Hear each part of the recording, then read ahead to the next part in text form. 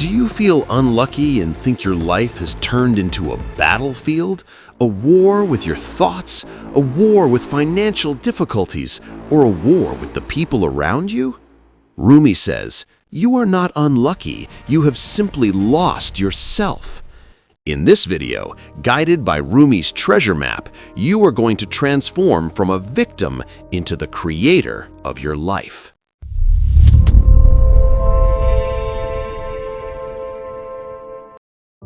It doesn't matter what your financial or health status is, or how old you are, old or young, a believer in the source of existence or a non-believer.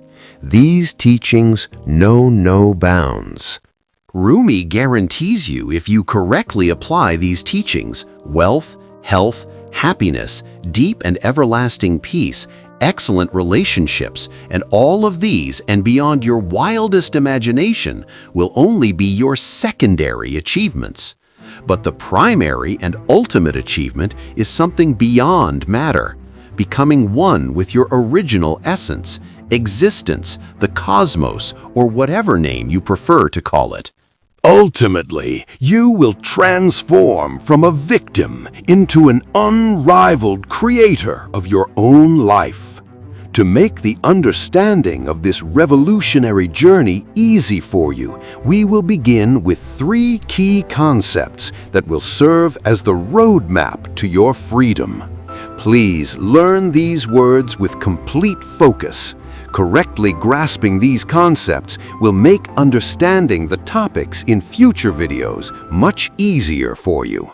Attachment to self-image. Let's play a mental game. Imagine that since the moment you were born, family and others have been sticking labels on you. Your name is this, you're a doctor, you're poor. After 30 years, you have so many labels that your real self is buried beneath them. Worse, you think you are those labels.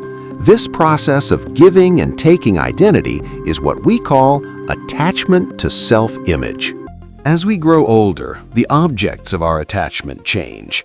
Our job title, our academic degrees, our bank account, or other possessions. Identity attachments generally fall into 3 groups. 1. Attachment to a thought, the most common type. 2. Attachment to a pain. 3. Attachment to an object or person. Let's look at a concrete example. Imagine your young child has gone out with friends for fun. They are at the peak of happiness. But you are at home or at work. Suddenly, without warning, dark thoughts come to you. What if something happens to my child? Pay attention, right at the moment when your child is perfectly safe and playing in the world of reality. You are directing and watching a tragic, horrific movie in the world of the mind. You fall into the trap of these thoughts. A crucial point. In those extremely rare cases when something bad does happen, it is not because your prediction was correct. It is because you gave so much energy and attention to that negative thought that you yourself created it. When you are attached, you will suffer. This does not mean you shouldn't love your child. On the contrary, when you let go of attachment, when you remove that object, thought, or pain from your center, your original essence, which naturally recognizes love, peace, happiness, and compassion, is revealed. Only then can you truly love your dear one. 2. The false self. Now, if you collect all these labels, fears, and memories and build a scarecrow with them, what do you get? A fictional character that thinks it is you. This character constantly talks in your head. I'm not good enough. I must take revenge. Rumi calls this loud, deceitful character the false self. The problem in your life is not your spouse or the economy. The main problem is that you have allowed the false self to take control of your life's steering wheel, and this driver only knows how to crash. The image built in our mind from these attachments is our false self. We mistake this image for our true self. All the definitions and titles that you or others assign to you are not you. They are the false self. The more you release your attachments, the weaker the false self becomes, and the more authentic life you experience. Rumi realized this truth centuries ago and told humanity, "My dear one, this problem is the false self. Your first and most essential task in this world is to cast off and set aside this I. When you do this, happiness in all areas is your undeniable right." 3. Radical acceptance and holding space. Have you ever woken up feeling good in the morning, only for a heavy sadness or intense anxiety to suddenly settle in your heart in the evening without any particular reason? What is our usual reaction? We panic, we want to push it out. This is the job of the false self. But Rumi says your being is like a guest house, and emotions, sadness, anger are its guests. The message is that you are attached to something, and the sadness has come simply to kindly tell you where your problem lies and where the clinging is. For this reason, we must make room for it. Holding space means that when sadness knocks, instead of locking the door, you open it. You stand back, look at the sadness, and say, "Ah, hello, sadness. Welcome. Come sit down." When you practice holding space for a negative feeling and do not fight it, the feeling delivers its message to you and then quickly disappears. But if you fight it, it remains imprisoned forever in the basement of your house.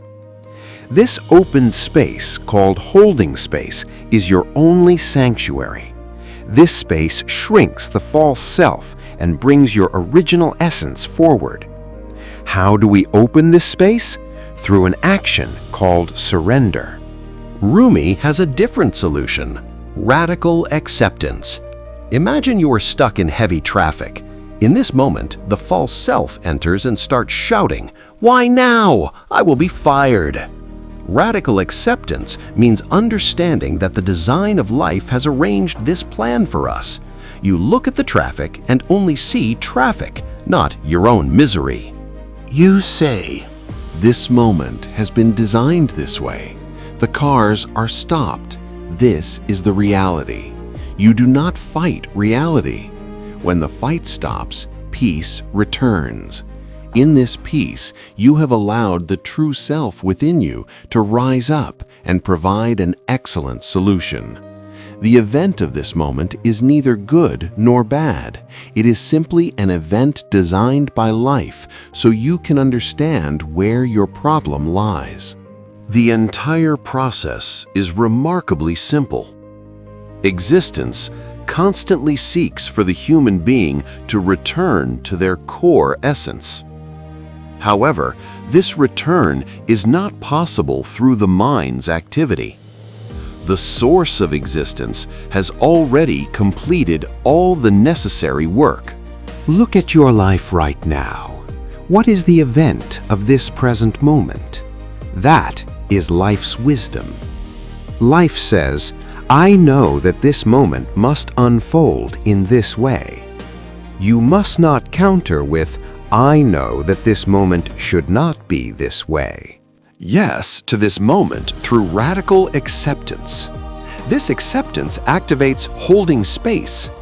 When you maintain this acceptance, which we call patience, meaning constancy in surrender, and abstain from the reactions of the false self, that inner wisdom that has resided within you from the beginning awakens and provides you with the optimal solution for navigating that challenge. Surrender does not equate to passivity. It does not mean allowing injustice to be done to us, or not fixing our car if it breaks down, or not seeking medical attention if we fall ill. Surrender means we choose not to utilize the limited logic of the false self. Instead, we use the tool of radical acceptance to hand over control to the greater intelligence of life. The logic of the false self is restricted and has repeatedly failed and will continue to fail in the future. Today, we learned 3 vital concepts: attachment to self-image, the false self, and radical acceptance and holding space. But the big question is, how did we fall into these traps in the first place? And what is the practical path and exercise for returning to the inner witness? You have just begun your journey to becoming a creator. You will see what a mighty flood of blessings, joy, and boundless wealth will flow into your life with holding space. So be sure to subscribe to the channel and don't miss our next video for the complete and practical map of liberation.